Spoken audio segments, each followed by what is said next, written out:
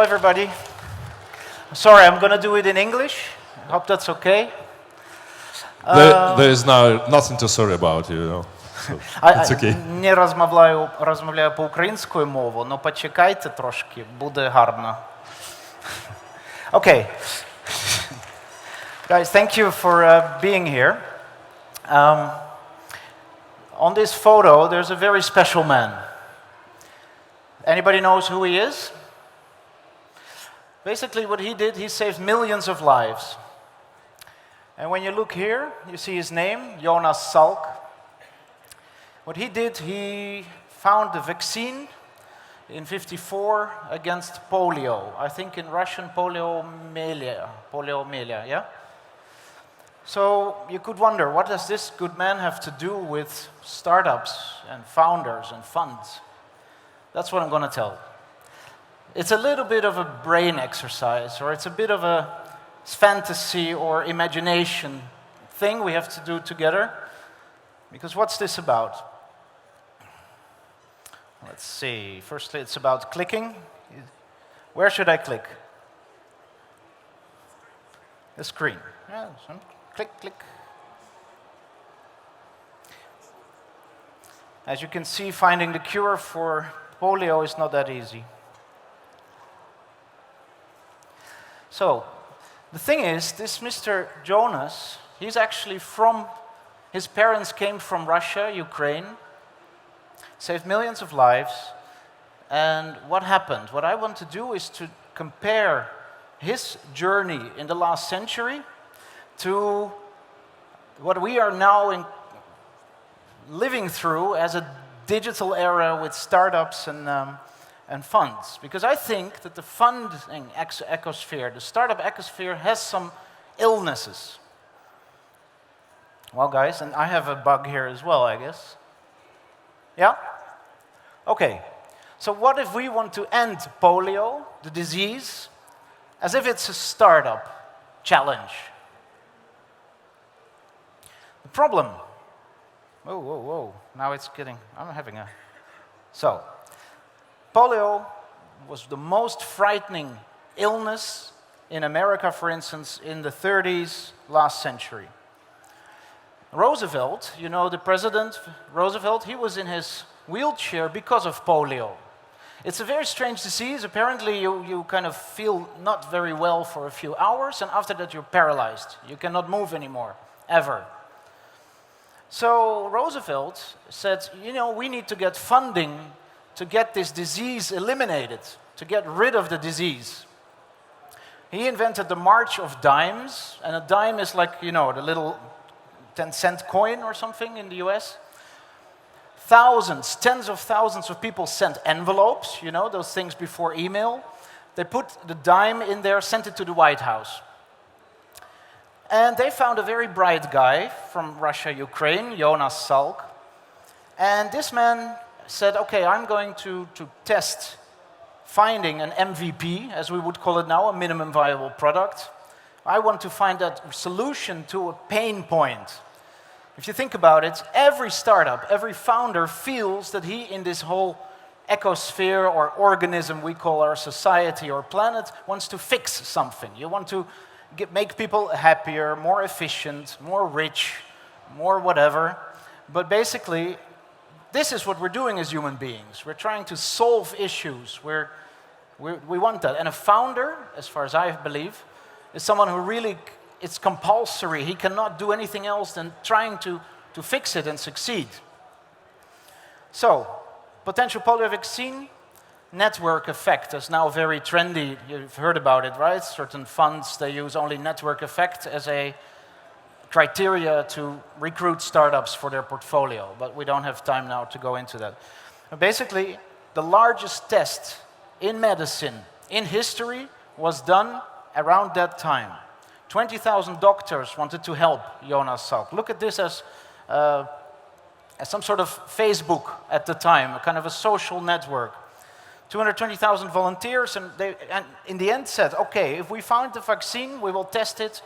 Once we can do it on people, test it, 1.8 million children, we will check if the antivirus helps. So far, so good. But now the problem comes. They needed to test it on someone.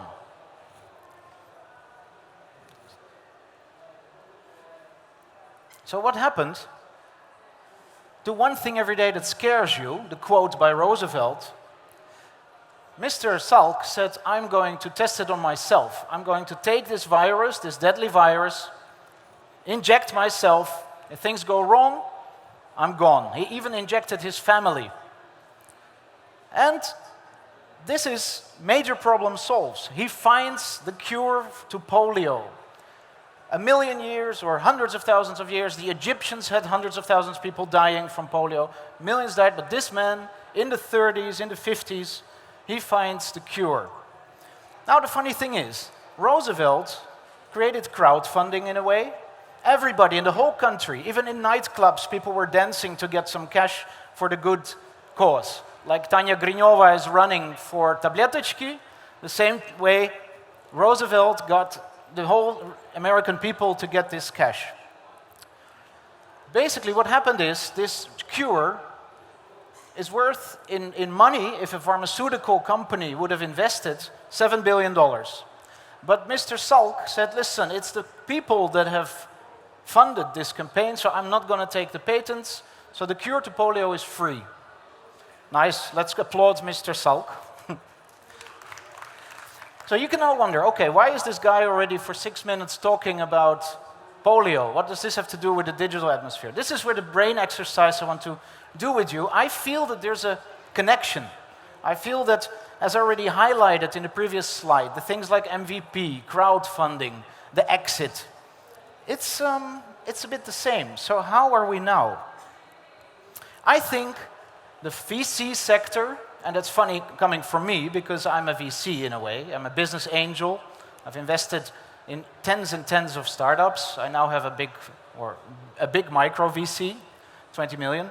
And basically, VCs are doing badly in the early and seed stage. There is a report by the European Venture Capital Association that in Europe, early stage and seed stage IRR, so basically the rentableness, the profitability of the fund is at 0.1%.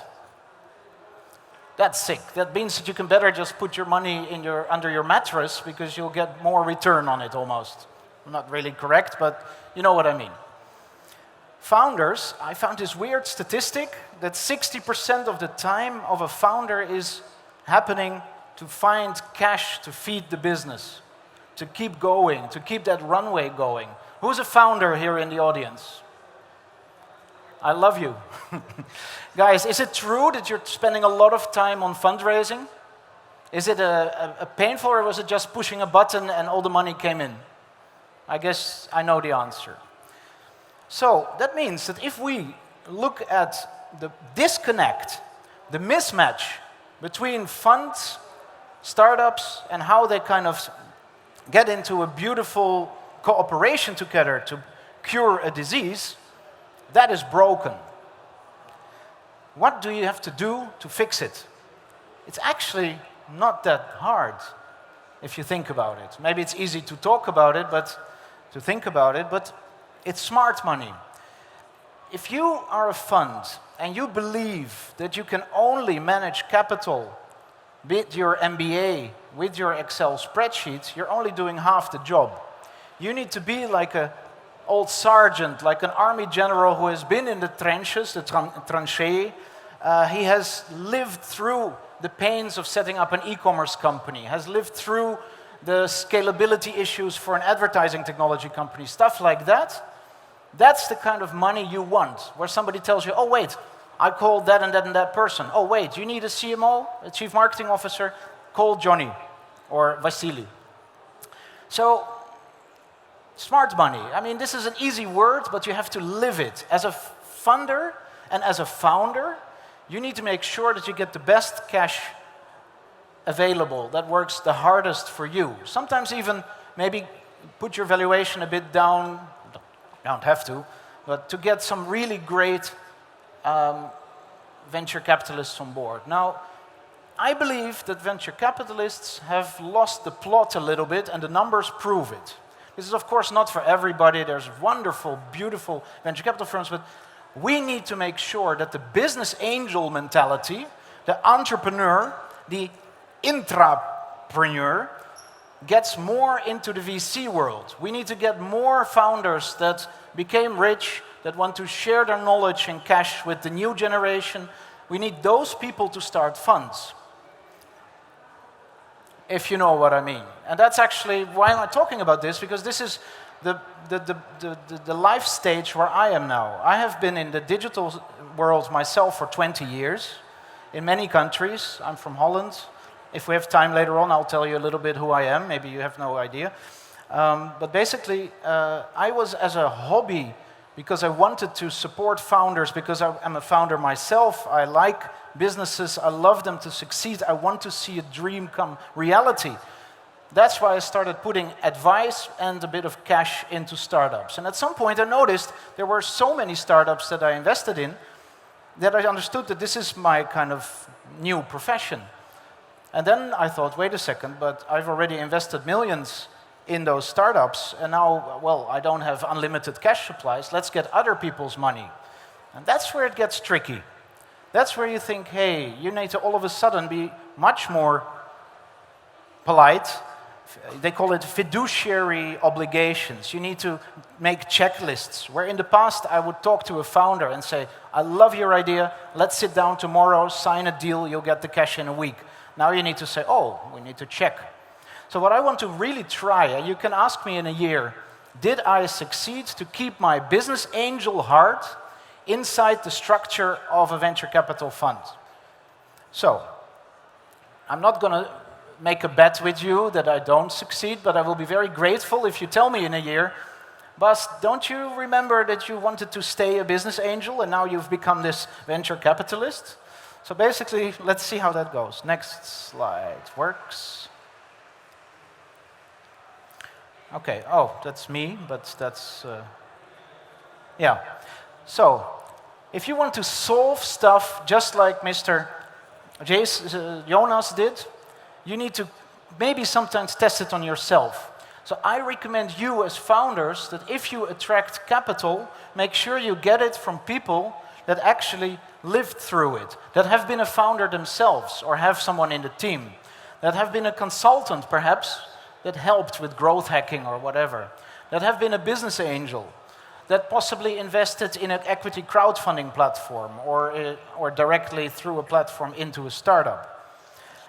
You need to make sure you are working with growth hack VCs. I am confident that the next decades will be dominated by the smarter money, or the smartest money, which is people that actually help you when you need them. They don't want to interfere too much in your business, those investors, but they need to make sure that if you need their help, that they can actually deliver value on top of the cash. Because cash is now apparently so widely available. I don't see it because startups are struggling to get the cash, but it's like a supermarket with стиральный порошок, with washing detergent. And basically, you need to now select which one makes your business cleaner. So, I will not talk here about how great my results are. I have the numbers. I'm not going to talk about it, but I prove to you that what I'm saying is true, because the results on the investments that I made personally are so much higher than the market average. So I must be doing something right, and I think if we would compare to other people that did it in the same way, basically we would see the same results. So this is me. I'm spending 5 seconds, just read it. So it just says I'm молодец. I hope you believe me. So, and these are some of the businesses I invested in. And jointly, those companies all did not pretty much exist when I invested. They were sometimes zero. And now they're worth €250 million. Obviously, I have a small stake of that. They've attracted $70 million, and there's a lot of really great ones. Actually, Ramil was here this morning, right, from Choco Family. I hope to see. Is he not here in the room? Or? No. So, of course, I also made mistakes, those two at the bottom. But that's already proving something, that normally 60% fails, and now only 15%, which is pretty okay. Okay, this here is something where we will probably not take too much time, but this shows you the mindset, how a good venture capital firm should make a 14 steps decision trajectory to get to the right results. Oh, actually, this is the first one. So basically, you need to make sure when you start a fund that you have a good reputation, that people know a little bit about you. You need to make sure that you are visible, standing here. You need to make sure you have a lot of network, just as the previous speaker said.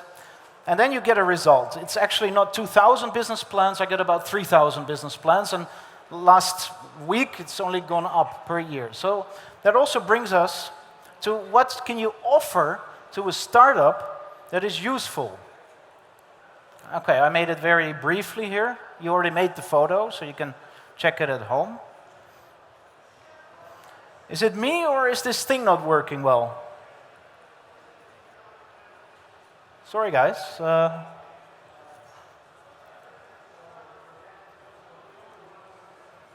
Can you do it manually? I want to see the next slide. Hello? Dobry den.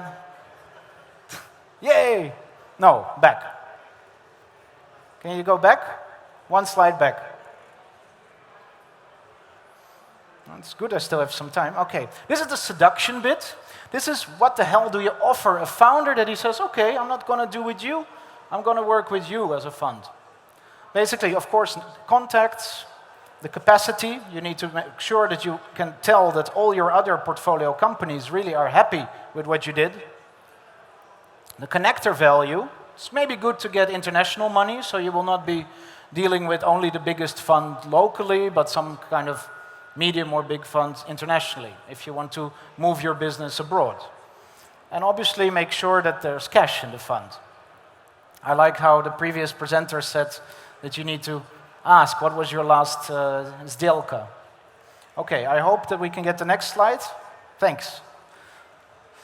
Спільне підприємство. So this is selection points. I'm not going to spend too much time on it. Make a photo if you like. This is how we do it in my project. It's basically, we completely focus on the founder. We, of course, want to see digital DNA. The demand is centric. I'm a marketeer by heart. I want to make sure that I see and can feel that there is a target audience that gets a kick out of the fixing that happens. Maybe there's a polio disease, then the vaccine is relevant. If it's about training your dog to run more so it gets better diet, if you can also do it yourself, then I don't invest. Basically, sorry about the example, you probably don't understand what I'm talking about, but so the capital efficient for the startup is great, and then you have all these boring decision frameworks that are very useful, but for me, I want to remain the business angel. If my intuition tells me this project is going to fly with my practical help, if needed, then I'm already sold for half. Okay, next slide. Okay, some of you already know this slide from the past, but this is how I do it with the growth hack potential check.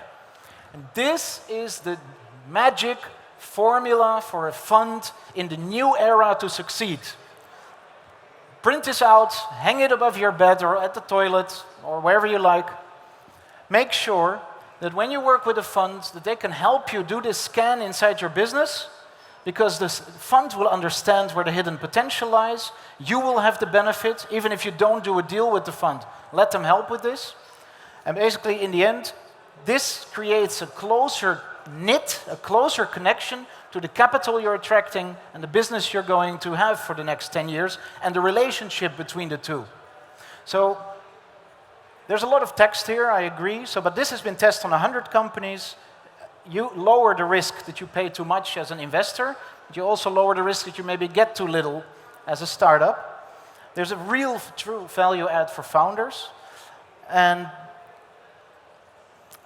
that's what helps also for co-investors, because if they know there could be a big fund, but they don't have the growth hack skills, they can think, okay, and this happened a lot to me, that the fund said, listen, startup, if you can convince some good growth hack, business development, marketing people to invest, then we'll take care about the rest. We're happy, we know that then that quality level is done.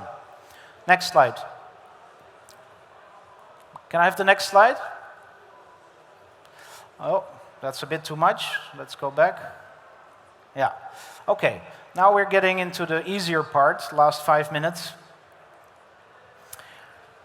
As I said, I get 3,000 business plans, 2,000 and 3,000 a year, but also every day, billions, it feels like billions of people writing through Facebook chat, through email, through LinkedIn, everywhere. Luckily not through WhatsApp that much, but that's great, but you have to understand that when you are approaching an investor, that person, as we heard, they get thousands of people asking for money, and they can only give it to a few. So here's a few tips what not to do. I've selected out of thousands of messages a few that show you that here you see somebody writes me on, I don't know what this is it on LinkedIn or on Facebook chat? Very general wordings, общие слова, ни о чем. This is not what helps for me. Basically, you need to be more precise. Just tell me, okay, this is where we stand, we have an MVP, this is the cash. We actually, even maybe you want to tell already what you think your business is worth. You don't have to, but you need to make sure that you will only get one chance that a person sits, if you hit them at the right moment, an investor, with a message that's clear, that moment, that person wants to understand whether he needs to talk with you again after that. And that's a fact. It's like this kind of elevator pitch. And I think that you should tell more. And then somebody can decide whether they make the text short, but already maybe ask where you could send more information. I hate it when I get a PowerPoint presentation in my Facebook chat, because I need to put it in the system. So why don't I always write everybody, please write it to my email address, etc. So let's be more precise. This is stuff I also get. People, I don't know what they're doing, but I said, okay, I'm not planning to invest. Web, do YouTube plan to come? Okay. Web, do YouTube plan to visit Moscow? When do you plan? What will be the next phrase? Plan? I don't know. Check before you send. Come on. I take the time to read your message, make sure that it's normally written. Here, hello, Mike. I'm not Mike. What's this about? Come on. That means that I already am less interested in what you're going to write. Plus, when you then read, it actually shows that there's not so much realistic stuff in there. So be more specific and know who you're targeting. Next slide. Yeah. This one is nice. I need a job. Oh, actually, I don't know even from which country. Is this a Ukrainian number? Oh, sorry, then I should blur it, I guess. Or this one. This is nice, it's friendly. It says that I was in somebody's dream 3 times, I should be not close to water. I appreciate that, but for the funding, it's less relevant. Here, this is a tough one. This lady wrote to me about 300 times in a year about she wants to have a cow. If I can maybe either give her the cow or invest in the cow.